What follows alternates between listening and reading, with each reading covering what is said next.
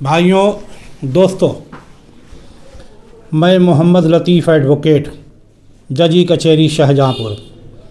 आज मैं आपसे धारा 414 आईपीसी के बारे में डिस्कस करने जा रहा हूँ।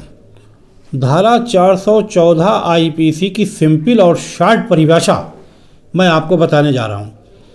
इससे पहले मैं बता दूँ कि अगर आपकी कोई समस्या है या आपके मन में कोई सवाल है या कोई आप कानूनी बात जानना चाहते हैं तो आप कमेंट बॉक्स में जाकर अपना सवाल लिख के पूछ सकते हैं। भाइयों, चुराई गई संपत्ति, किसी ने कोई संपत्ति चुराई यानी चोरी की संपत्ति को ये विश्वास करते हुए कि ये चोरी की संपत्ति है और आपने क्या किया, उस चुराई गई संपत्ति को छिपाने में मदद करी, किसी भी तरह से सहायता करी।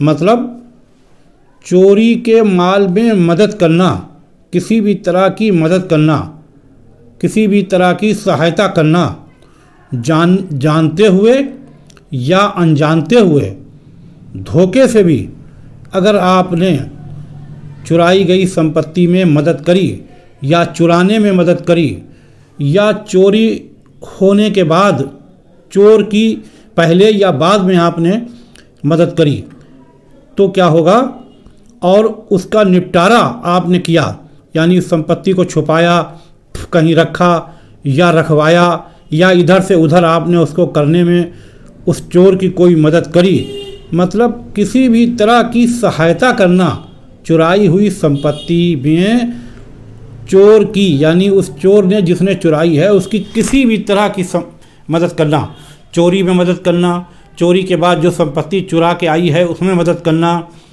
तो वो क्या है, धारा 414 आईपीसी का गंभीर अपराध है। ये ऐसा अपराध है कि जानते हुए भी हो जाता है और अनजानते भी हो जाता है। अगर किसी व्यक्ति ने कोई संपत्ति चुराई और दूसरे व्यक्ति को दी और उसने वो जानते हुए भी उस संपत्ति को छिपाया या उसका किसी भी तरह से निपटारा किया तो वो व्यक्ति भी 414 आईपीसी का अपराधी है। यानी अपराध करने में किसी भी तरह की सहायता करना बड़ा अपराध है। तो ये अपराध 414 आईपीसी में आता है। ये इसकी बहुत ही सिंपल और शार्ट परिभाषा मैंने आपको बताई है। अब इसके बारे में सज़ा की बात कर लें। इसमें 414 आईपीसी में 3 वर्ष तक की सज़ा और फाइन भी है।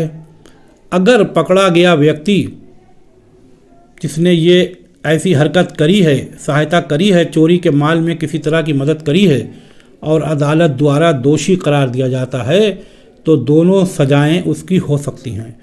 यानी कारावास की सज़ा भी हो सकती है 3 साल तक और उस पर फाइन भी लग सकता है। ये गैर ज़मानती अपराध है, इसमें ज़मानत आपको नहीं मिलेगी। ये कागनिजेबल ऑफेंस है।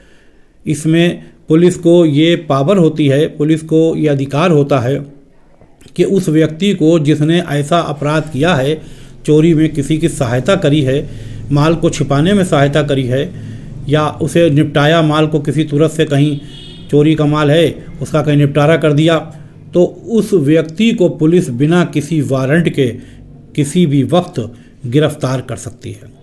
हाँ, इसमें इतना ज़रूर है कि ये कंपाउंडेबल ऑफेंस है।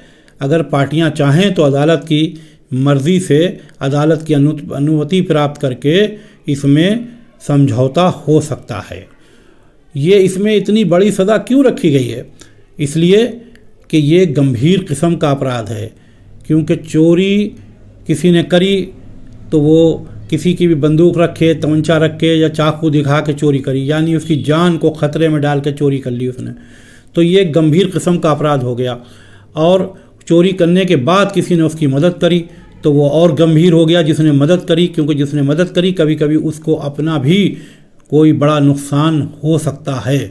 तो इसलिए चोरी में मदद करना या किसी भी अपराध में अपराधी की मदद करना ये जुर्म है। ऐसा कभी ना करें। ये वीडियो यहाँ तक देखने के लिए आपका शुक्रिया। और अगर ये वीडियो आपको पसंद आई हो तो लाइक करें, शेयर करें और लोगों को बताएं कि कभी भी किसी अपराधी की अपराध करने में या अपराध करने के बाद कोई माल इधर से उधर करने में कभी कोई सहायता नहीं करना चाहिए, नहीं तो कभी कभी बेवजह आप अपराधी हो जाएंगे।